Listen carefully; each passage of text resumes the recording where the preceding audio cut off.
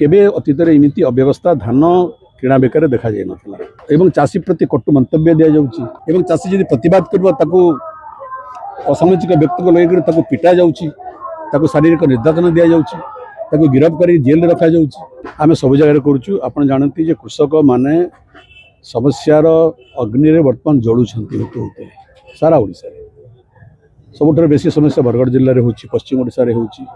बरगढ़ हो, बलांगीर हो, सोनपुर हो, सुंदरगढ़ हो, संबलपुर हो, कलाहांडी हो एवं पूर्व ओडिसा रे मध्य अनेक समस्या एवं केबे अतीत एमती अव्यवस्था धान किणा बेकार देखा जाए नथिला। मु बारंबार कहूँ जे सरकारंकर धान किणा प्रक्रिया संपूर्ण भाव में कोलैप्स कर ध्वस्त हो जाइए। सरकार सकाळे गोटे कथा कहउचंती, द्विपहरे गोटे कथा कहउचंती, संध्यारे गोटे कथा कहउचंती।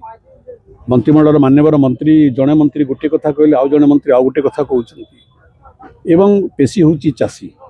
आज पर्यंत देखंतु जे बहु चाषींकर रजिस्ट्रेशन हो पारा नहीं। सरकार जवाब देले जे सब चाषी रजिस्ट्रेशन करा जिवो। अंततः बरगढ़ जिले में आम पाखे जहाँ इनफर्मेशन हजार हजार चाषी रजिस्ट्रेशन हो पारा नहीं। रजिस्ट्रेशन ना धान बिक्री करि पारिबे नहीं। द्वितीय कथा जो मन रजिस्ट्रेशन है से माने ठीक समय टोकन पाइले नहीं। जो मैंने टोकन पाइले पार्ट टोकन पाइले से माने जितकी धान बिकवा कथा टोकन मिलेगा नहीं एवं सरकार गोटे सीलिंग करदे। सरकार ताकू केबे कहि नथिले जे केते परिमाण धान किणबे और केते किणबे नहीं। सरकार कहले 150 क्विंटाल अधिक धान किणा जी पारिबोनी।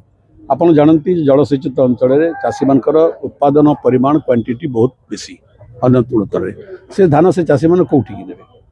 आउ गोटे पॉइंट होची गोटे समस्या होची जे जेतेबेले बिजु जनता दल सरकार थिला चाषी धान जो दिन बिक्री होता तार 48 घंटा भितर बैंक रे डायरेक्ट पेमेंट होता। आपण हिसाब मुझे देली जे बहुत चाषी पेमेंट 10 दिन 15 दिन 20 दिन 25 दिन पर हो नहीं। तो चाषी जदि एक तो धान न बिकी पारे से नुआ धान चाष आरंभ कर पुराणा ऋण सुझी पार नहीं, पिला छुआ पाठ पढ़े पार नहीं, बुढ़ा बापा माँ चिकित्सा कर नहीं, घर करणा चल पार नहीं। एवं द्वितीय जदि आप लेट रे भी पेमेंट करेंगे किमती चाषी चलो। बर्तमान डालुआ चाष समय आरंभ होगा। सरकार कहते मार्च मास पर्यंत आम प्रोक्योरमेंट करूँ। एवं चाषी डालुआ धान चाष कर केनाल अंचल जलसित अंचल में धान गच्छित कर रख तेणु एपर बहु जटिल समस्या सरकार भूल नीति जो अपरिणामदर्शी नीति जो सरकार निजे सृष्टि करुँच। सरकार निज जाल निजे पड़ुंट। सरकार नीति में कौन स्थिरता नहीं, मतरे कौन स्थिरता नहीं। तेणु ये सब नहीं आज चाषी कूल अशांत होती। चाषी कूल पेटरे निआ जलुची, मनरे निआ जलुची। तार परिप्रकाश चाषी मैंने आंदोलन जरिया करुँच। बिजु जनता दल ओडिशार सबुठारु बृहत्तम विरोधी दल एवं चाषी मान प्रतिनिधित्व आम करुँ। तेणु चाषी समस्या को उजागर करवा विधानसभा भितर विधानसभा बाहर बिजु जनता दल कर्तव्य। आम से कार्य बर्तमान करुँ।